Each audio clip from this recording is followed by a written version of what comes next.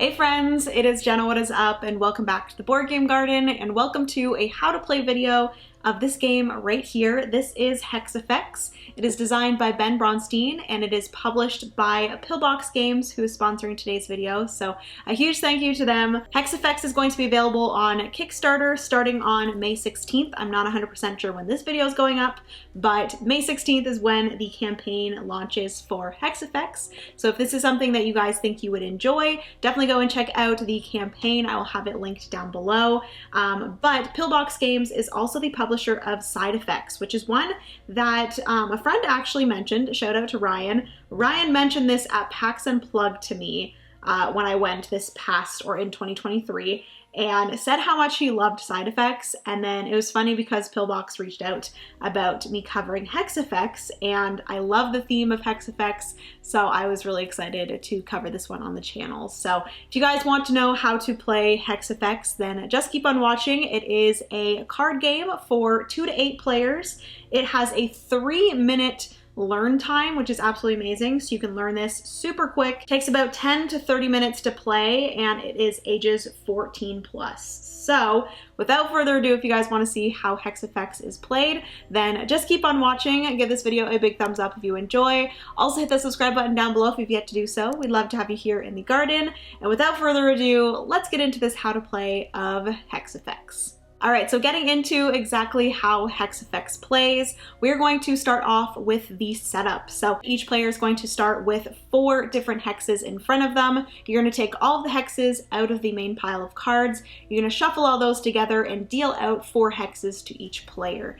Now, if you do get 2 of the same hex, you do have to get rid of one, pick up a new one until you have 4 different hexes in front of you. So you can see here that I have 4 different ones, and then the other player has the other 4. There are 8 in total, and each player is going to start with 4 of them in front of them. Once each player has 4 hexes in front of them, you're going to reshuffle everything together, including the remedies, the hexes, as well as some of the special effect cards, which we'll get into. Each player is then going to get dealt 4 cards from the deck, and you are ready to play Hex Effects. So each player's turn is going to be played in the exact same way. At the start of your turn, you are going to pick up 2 cards from the draw pile into your hand, and then you're going to play 2 actions. This play will continue in turn order until one player has successfully remedied all of their hexes. So that includes any hexes that they started the game with, and then also any hexes that they were hexed by another player with. Once a player has successfully placed remedies on all of their hexes in front of them, that will be the winner of the game. So I mentioned that you are going to be playing 2 actions on your turn, so let's get into all of the different actions that you can perform. So at the beginning of my turn, I will simply pick up 2 cards from the draw pile, and that will be my hand of cards for my turn.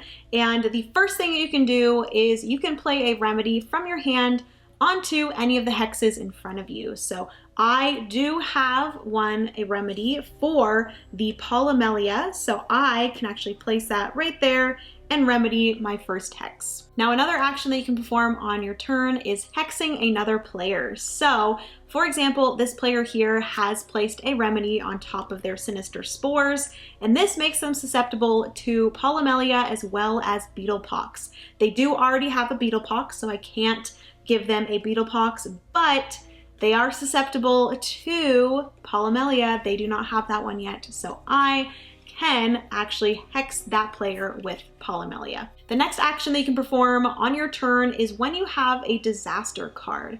So on your turn, if you have a disaster card, you can decide to give another player a disaster. So you will look at all of their hexes and decide on one of their untreated hexes to play your disaster card on. So each of the untreated hexes is going to have a specific thing that will happen when you play a disaster card on them. So for example, the Piper's Plight here. So when you play a disaster card onto the Piper's Plight, you'll be able to draw 1 card from the discard pile. So it says Inflictor, which is you, may draw 1 card from the discard pile. Another example here would be the Beetlepox card. It says, do not draw cards this round. So that is going to inflict that upon the person that you gave the disaster to. So in this situation, if I place the disaster on my opponent's Beetlepox card, they would on their next turn not be able to draw 2 cards at the beginning of their turn. The next action that you can perform is playing any of the other special cards. So the first one is the disaster card,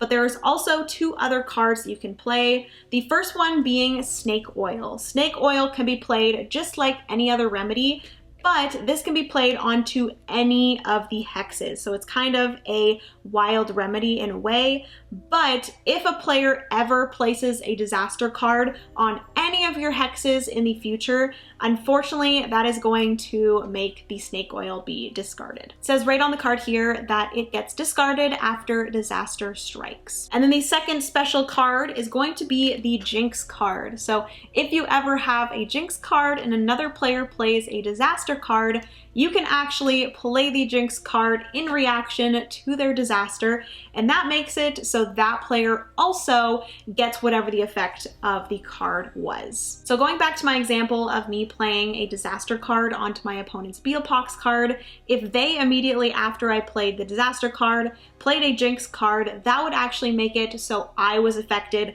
by the Beetlepox card as well. So not only do they not pick up cards on their next turn, I would also be affected by that, and on my next turn, I would not be able to draw 2 cards either. So those are the special effects cards. Like I mentioned, we have the disaster card, we have the wild snake oil, and then we also have the jinx card. And the last action that you can perform on your turn is performing alchemy, which there are 2 different performing alchemy actions. The first one is discarding 3 remedies from your hand. So if you have 3 different remedies in your hand, you can actually discard these. So they might be remedies that you simply cannot use in your hand. You will discard those, and you are actually allowed to steal a remedy from another player. So for example, in this situation, if this player here actually discarded these 3 remedy cards from their hand, they would be able to steal this Polymelia remedy from me and place it onto their Polymelia hex. And the second type of alchemy is discarding 3 hexes from your hand. So they have to be 3 different hexes. You'll have to discard those, and this will allow you to then draw 1 card from the draw pile. So this will be super helpful when you're getting hexes into your hand that you cannot inflict on other players. Maybe they already have those. So it is best to discard those in order to gain more cards into your hand. That will better help you. And those are all of the actions that you can perform on your turn. Like I mentioned, at the beginning of your turn, you are going to draw 2 cards into your hand. You're going to perform 2 of those actions, one being placing a remedy down onto one of your hexes, giving another player a hex, placing a disaster on one of the other player's hexes, using one of the special cards like the jinx cards or the snake oil cards, or also performing alchemy. Like I mentioned, the game will continue like this until one player has successfully remedied all of the hexes in front of them, and that player will be the winner of Hex Effects. And one last thing I will mention is that you are allowed to bargain with other players. So you can actually talk back and forth with other players and kind of decide on deals or trades to perform to kind of help one another negotiate a little bit. So that is encouraged throughout the game to, bargain with the other players and see if you can make some deals with your fellow alchemists. All right, friends, so that is going to be everything for today's How to Play of Hex Effects. Huge thank you again to Pillbox Games for sponsoring today's video. If you guys are interested in checking out Hex Effects, then definitely check out the Kickstarter campaign down below. I will have the link to it there. And yeah, if you're playing Hex Effects now, then have a great time. Thank you all so much for hanging out today. I love you so, so much. Remember, you are somebody's reason to smile, and I will see you in the next board game video. Bye, friends.